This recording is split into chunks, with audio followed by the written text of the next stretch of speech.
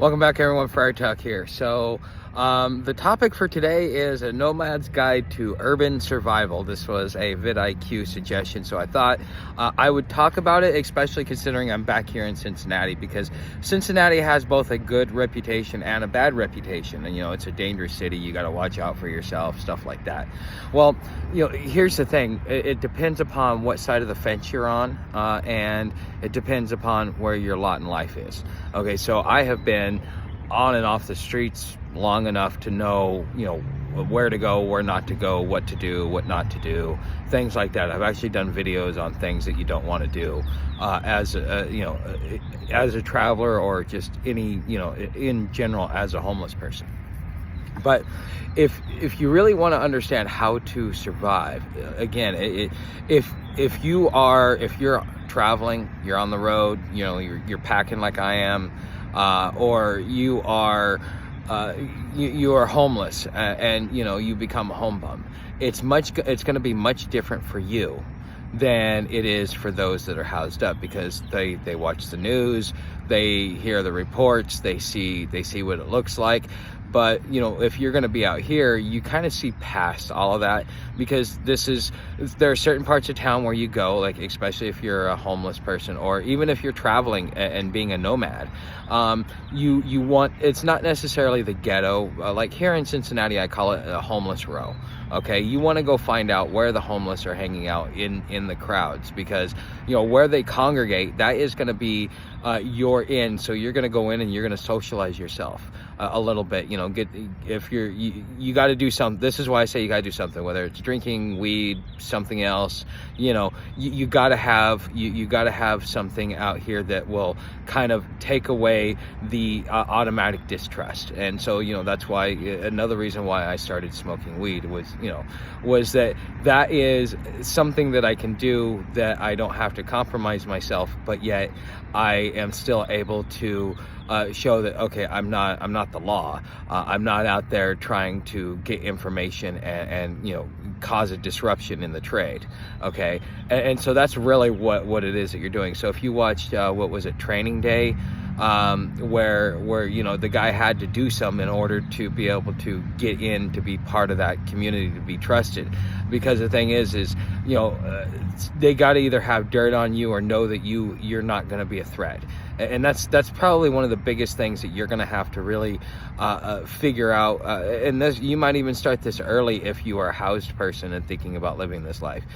Get out there and kind of get to know your homeless community, because one day those will be the people that will be able to help you not only find resources, but within the homeless community, especially if there's either an abundance for food for some groups and not others, or whatever it may be, so they will pass food along. So if you're hungry and you're not able to make it to the food lines, there will always be somebody that has something to eat, and that is the most important thing: something to eat, something to drink.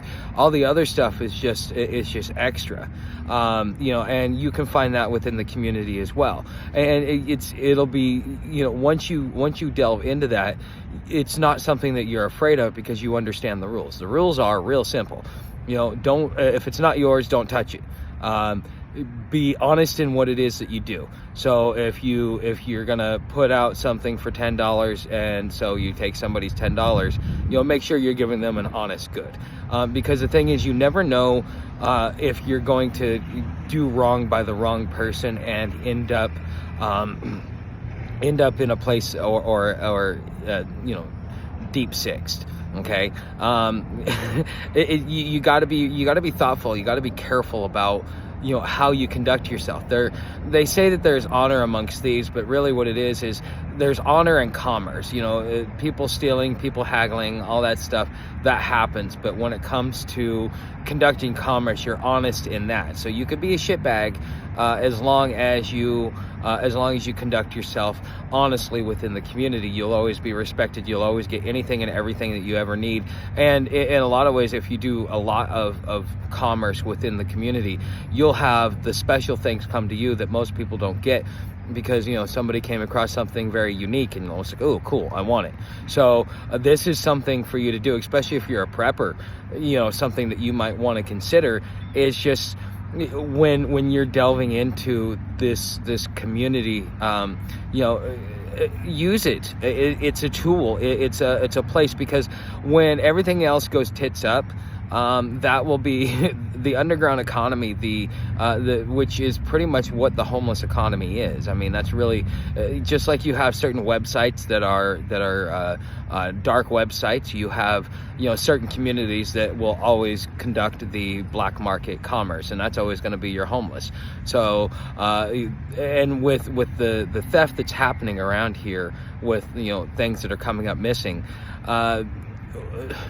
you got to go get brand new stuff in order to get any real tradable value. So that's it. So you as an individual, you should be safe as long as you're not carrying around something brand new.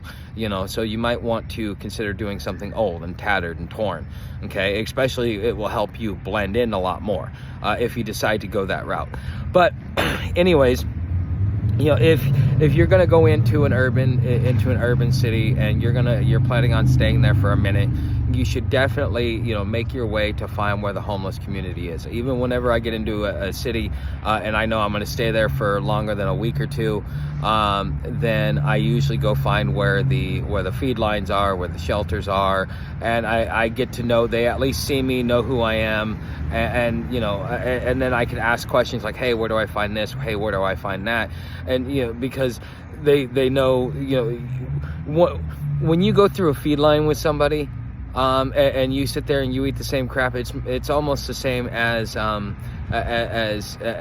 sitting there and smoking a bowl with somebody. It's because at that point in time, nobody's going to come out there, no house is going to come eat at a feed line, and so you should also try that sometime and get to know them, have conversations, get to know people, especially if you're older.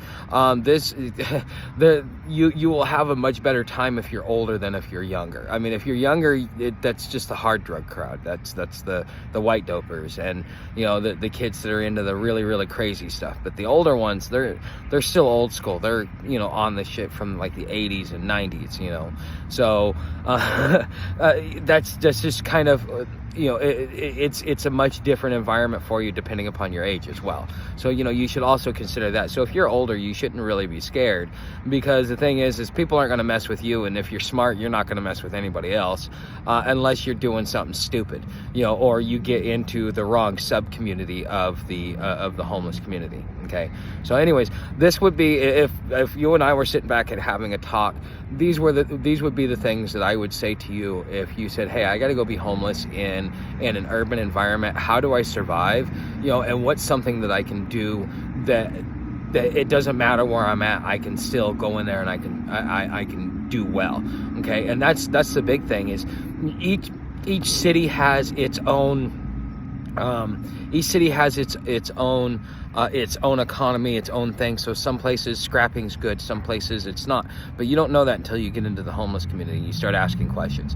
Again, if you want to be able to survive what's coming, this is, you might as well get used to it now instead of wait for it and then when it happens, because you might want to develop those relationships. And people that are about to come outside, the smart ones that have been out here before, they always come out and start commingling with people before they even come out. Because they know they're about to be there, so they're setting up their social infrastructure so that they can survive out here, because they know what the lifestyle is and what's going to happen and what's not going to happen, and they're okay with it. Okay, so take some advice from people that have been doing it for a long time and that have traveled all over the place, because that's essentially what's going to give you the best wisdom and the best knowledge. So anyways, guys, you know how to help the channel. Everything's down in the description. Become a subscriber, share this video with your friends, and I will see you in the next video.